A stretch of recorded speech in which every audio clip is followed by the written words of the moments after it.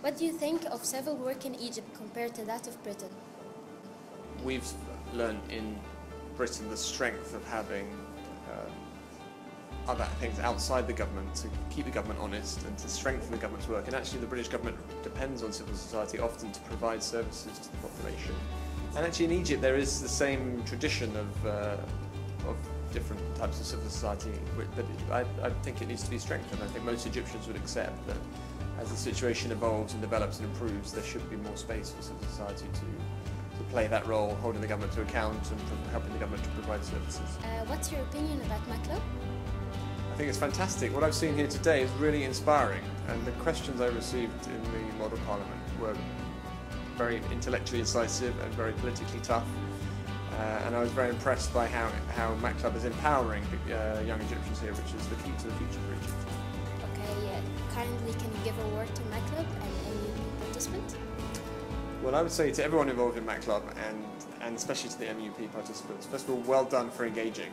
It's very important that young Egyptians don't sit at home waiting for the country to change.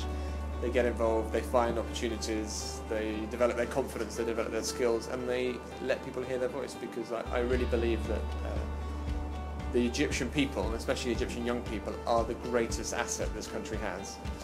And it's when Egyptians get engaged and take responsibility for their country that this country will be a truly great nation, which it has been in the past and it will be in the future. What do you expect from the model of the United Kingdom Parliament?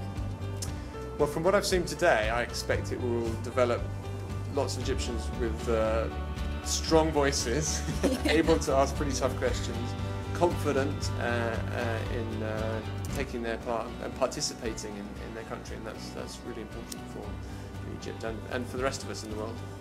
And what do you think how it will affect the Egyptian youth, this model? I think it will show young people that there are opportunities and also responsibilities. And young people, we want young people to grow as citizens, and being a citizen means two sides to the coin.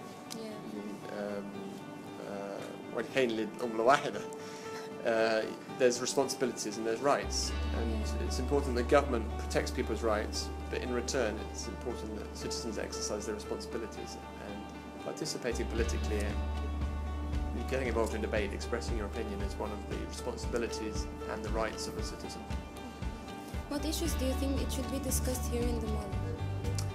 Well, really that's not for me to say, because the whole point about the Parliament is in your opinion. The government doesn't get to tell Parliament what it raises, and actually when I was in Downing Street with David Cameron, one of the biggest headaches was that the Parliament would insist on having debates about things that we didn't want to talk about, because we were busy on other things, or if there was a distraction, or we felt uncomfortable about the subjects. But that's the right of the Parliament. So I think what matters is that the Parliament addresses the issues that seem most important to young Egyptians. And I was looking at opinion polls the other day, and it had asked young Egyptians between the age of 15 and 30, what do you most care about, what are you most concerned about?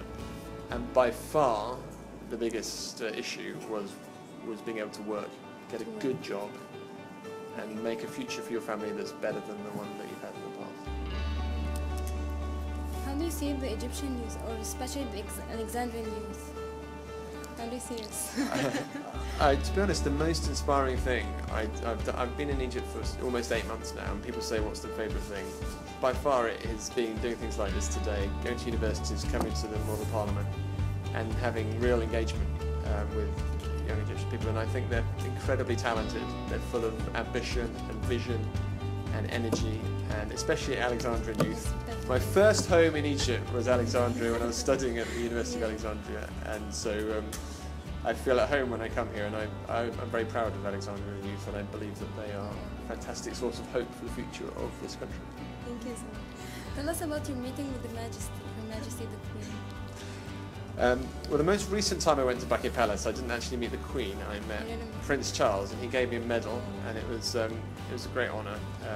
And I had a few minutes conversation with him, and he asked me about Egypt, and he told me he thought it was really important that we help Egypt, and I said, don't worry, I'm going to do that, sir. I'm going to help you. But also I was really inspired by all the other people there who'd done things for the country, not necessarily powerful people or famous people, but by looking after children with no parents, by supporting civil society, by starting up businesses and creating jobs. They had contributed, and the country was recognising, the Queen was recognising them and saying thank you, and I found that really inspiring because everybody can make a difference, whatever walk of life they're in, and it reminded me of that.